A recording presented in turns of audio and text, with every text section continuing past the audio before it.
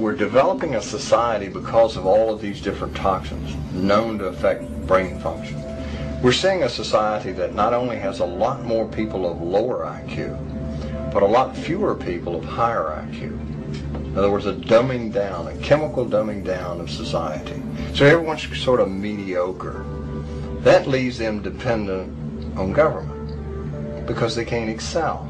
We have these people of lower IQ who are totally dependent. Then we have this mass of people who are going to believe anything they're told because they can't really think clearly. And very few people of very high IQ who have good cognitive function who can figure this all out. And that's what they want. So, you can kind of piece it together as to why they are so insistent in spending so many hundreds of millions of dollars of propaganda money to dumb down society. The secret organizations of the world power elite are no longer secret. They have planned and are now leading us into a one-world communist government.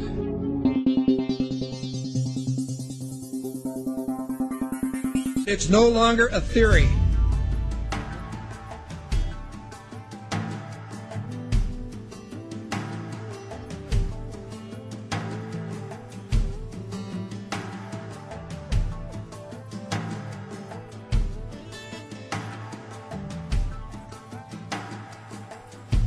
The German philosopher Johann von Goethe once said, "There are none more hopelessly enslaved than those who falsely believe that they are free."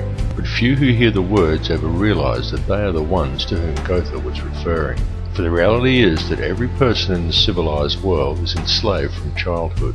They are enslaved in a prison without walls or bars, and so few ever realize it, but all are enslaved nonetheless. And what the people of the world are enslaved to is a system of perpetual self-generating debt that is created for them wholly by design by private international banking interests. And the people are taught from an early age to just accept this debt because this is just the way things are. But the reality is that this is not just the way things are, but more the way things have been designed. And all one has to do is to glance around them at the state of the world today to realize that though this is the way things currently are, it is most definitely not the way things should be. The most powerful and useful tool a person can ever gain in their life is knowledge. For with knowledge comes wisdom and a deeper understanding. And real truth can be exhilarating because real truth will set you free. Now whether you believe in the Illuminati or not, whether you take the time to listen to so-called conspiracy theories or not, there are some things that should be clearly understood by all. These are not conspiracy theories by any stretch of the imagination.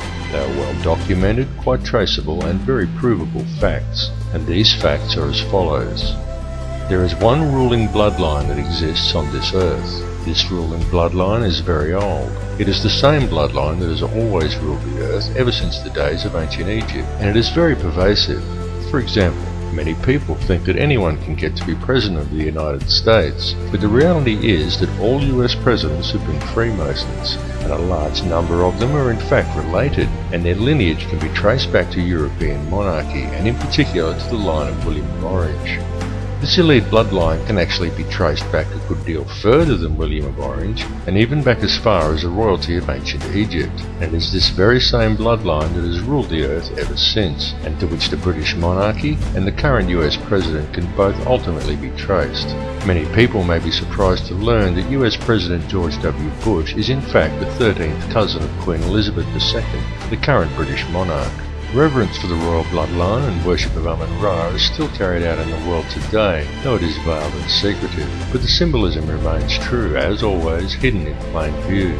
Adherence to such traditions is why each of the three city-states of London, Vatican and the District of Columbia all have their own obelisks. The London obelisk is also accompanied by two sphinx wrought in the image of Tutmosis, indicating that it is in London that the royal bloodline actually resides.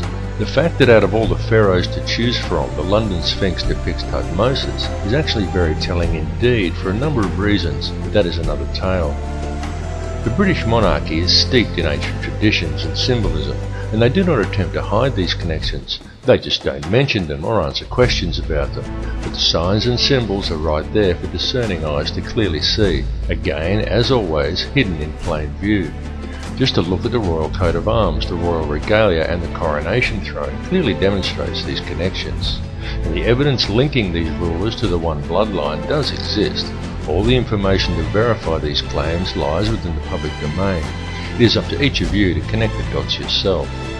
More importantly, however, is the fact that over the last 200 odd years there has developed behind this ruling bloodline another elite class, somewhat similar to a priesthood that remains hidden in the shadows.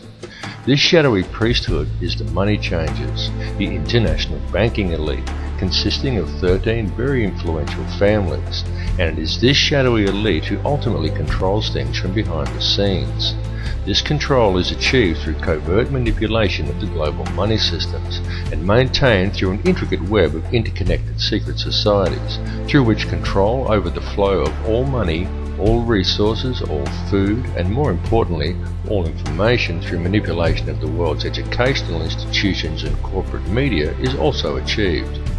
Many of these smaller secret societies are completely oblivious to the existence of the others, but all lead back to a round table of just 6 and ultimately to one at the very top that is populated by virtually a handful of individuals. It is this handful of very powerful men that controls all the other societies, and through them the heartbeat of the entire world.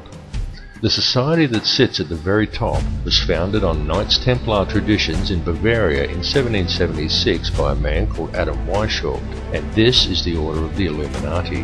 The man who commissioned Weishaupt for the task was Mayor Amschel Rothschild, and it was done in order to carry out a plan conceived by Rothschild and the heads of 12 other families at a secret meeting that took place in 1773. These families included the Warburgs, the Schiffs, and the Oppenheimers. The Illuminati has since become the most powerful society in the world, and in the last 230 years it has been instrumental in helping the Rothschild family accumulate over 1/2 of the world's total wealth, at the cost of quite literally millions of innocent lives. The hoarded wealth of this one family alone could comfortably feed, clothe, and house every man, every woman, and every child on Earth. And this is just one of the 13 Illuminati families. The goal of the Illuminati has always been a simple one, and that is to achieve, by whatever means possible, total ownership and control over no less than every resource, every government, every rock, every drop of water, every blade of grass, and every living creature, both human and non-human, in the entire world. And since its inception, for over 230 years, the Order of the Illuminati has been tirelessly, relentlessly, and unfalteringly steering its members towards the achievement of that one ultimate goal.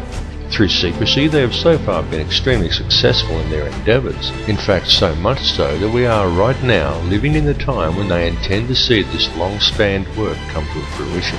The situation we are witnessing in the world right now is in fact the final endgame of the Illuminati. This is their big grab for ultimate power and mass depopulation. Some people claim that the Illuminati is a myth, and what is really to blame are organisations such as Zionism, but I assure you that this is not the case. It goes far deeper than Zionism, and such people have simply limited the scope of their vision. They have locked onto an answer that supports their beliefs and have refused to delve any deeper. They are not seeing the bigger picture. Greek philosopher Socrates once said that true wisdom is knowing how little we actually know, and he was absolutely correct, and this is why it is important to keep an open mind and allow your beliefs to be flexible enough to change as new knowledge is acquired. And it is important to listen to all the information and not to just that which reinforces your beliefs, because this conspiracy goes very deep, and Zionism and the Jewish influence over the money system is merely one layer of it. It goes still deeper even than the Illuminati. Those who we know as the Illuminati are merely the shadowy controllers. The plan that is unfolding in the world today is indeed an old one, and it is a plan that is very complex, but not so with the system of control that is in place to blind the people to its existence. This system of control just appears to be complex, but in reality it isn't. In reality, it's very simple, and it's very fragile. However, it is its apparent complexity that has kept it so well veiled, and it has also been kept very well hidden by constructing a conspiracy culture to breed around it, and by then promoting an air of endless ridicule towards such concepts. Indeed, the creation and